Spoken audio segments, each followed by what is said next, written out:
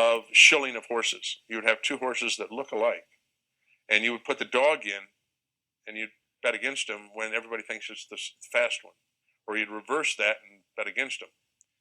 And he was attempting, through good faith, to develop a technology to give a unique signature to every single horse. That pill, if you want to call it that, intelligent pill, at the time was already small enough by then to implant under the skin with a horse needle, a large hypodermic needle. And I was shown these, and they worked.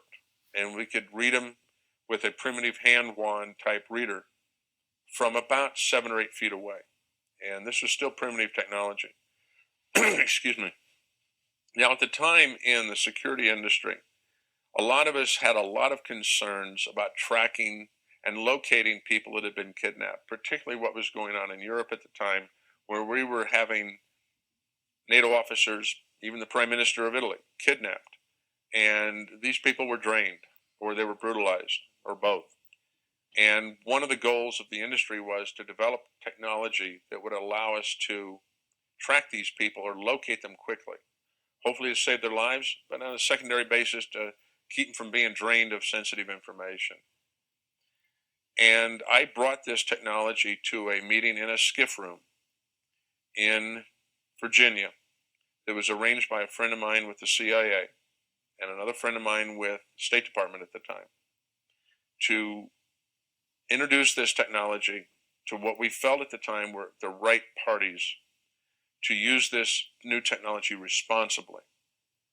Now, I hadn't heard about the Remnant or any other religious beliefs at the time that said that everybody was going to be implanted with some sort of marking system, la the Beast or 666. I wasn't even aware of that stuff at the time.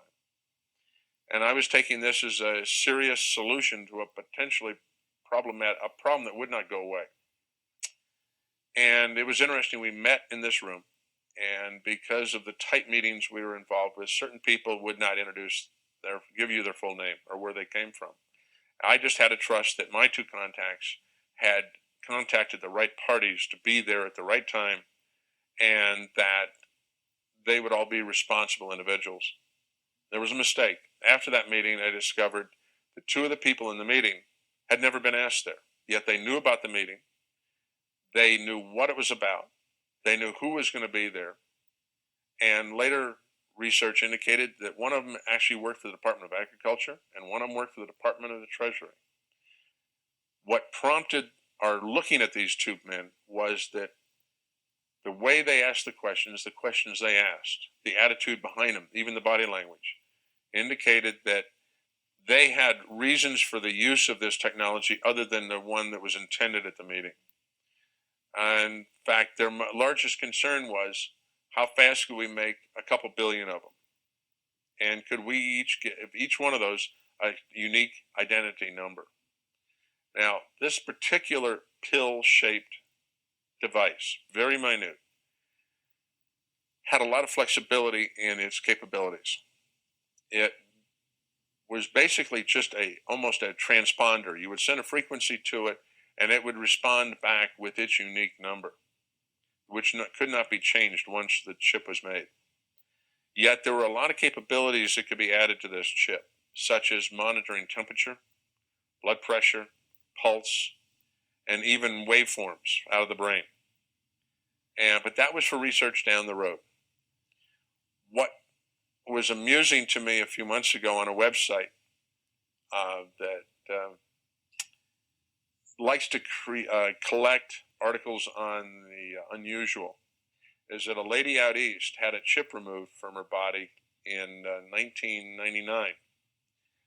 They had it blown up on the website, and it was a slight modification of this chip from Denver with some of its enhancements. And it was put in her, she believes, in either 1980 or 1981. What was amusing about this was that this gentleman never had to worry about money again. And he quietly passed on a lot of this technology to somebody we never knew. And this concerned my contacts in Washington because it never went anywhere with them. Somebody else took it and ran with it, and we never knew who it was. Now, in 1984 I found another technology by just sniffing the web, sniffing the literature of our industry and a dozen other industries. And I found that there was a professor at the University of New South Wales, where I still have the files on, that had discovered a way to make a microscopic lithium niobate chip. And by accident, he had scratched it. And he had a RF transmitter there. And he had a receiver on by sheer chance. And he found that on a certain frequency, he could send an energy beam to the chip, and it would respond back with a number. He worked on that technology, and that technology eventually I found out about. We flew him into Denver to our company, Systems Group of Colorado, and we did a test. He had some primitive small chips he brought with him. They are totally passive and very small, 32nd of an inch, and only a couple thousandths thick. And by etching them, you could again create a unique signature, unique to each one. And this one theoretically could, depending on the size of it and the size of the etching, could have a unique number in the billions and billions.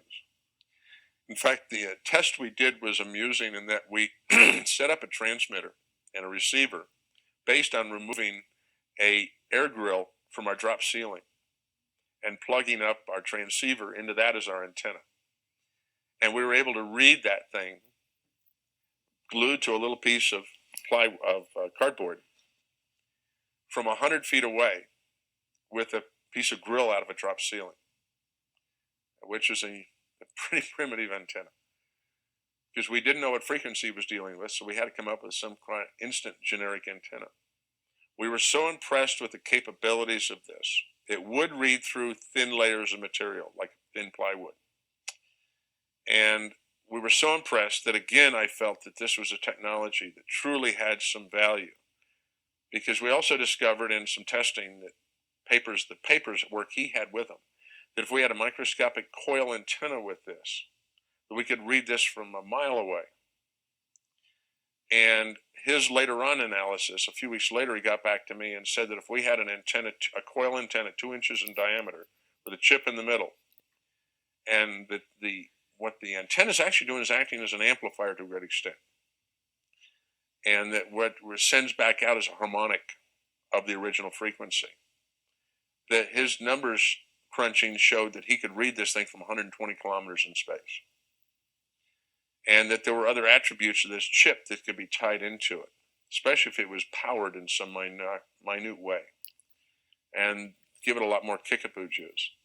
Well, again, I took this, and a lot more care this time, to a meeting that we had in Virginia at a subcontractors company that I knew that does a lot of work for the intel community. This time I had the director of security for all of State Department there, and again, a good friend from CIA. Again, we had, at the last minute, people walk in the door with the right credentials who we didn't know who they were exactly. It turns out, again, we had people, two this time again, who after the meeting, we realized shouldn't have been there. And yet they had credentials that were awesome. Because it turns out afterwards, I found out they had never been called by my two contacts. Yet they knew about our phone calls. They knew of exactly what time, what place, and what we were going to be talking about. And supposedly, my phone calls were made over secure phone lines. What concerned me more about this particular event was that I have in my records again the name at the time of the head of security at State Department. And I got to know him well because I designed the security system, at least a major portion of it, for Main State, or the headquarters in Foggy Bottom in D.C. And so he and I knew each other very well.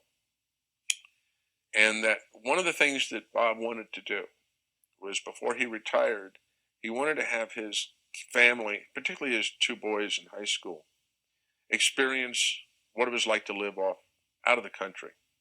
So he actually gave himself the job. He demoted himself to head of security for East Africa. And he and his family, shortly after this event, this meeting, moved to Kenya, to Nairobi. And he and I quietly kept in touch through our other contact in Washington, and kept probing who these two men were. We were having a devil of a time finding who they were, who they really were.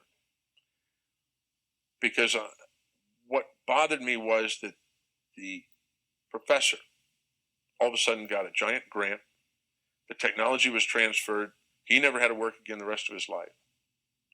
And a friend of mine in San Francisco, who I had quietly told about this technology, because he was involved with other aspects of national security and tracking people, he got a project to do a physical security system, access control, cameras, intrusion monitoring, everything, the works, for a little company in Silicon Valley. And he said it was eerie to him, but what they were making there looked eerily like what I had described to him. He built the security system in this modern fab, building billions of these little chips.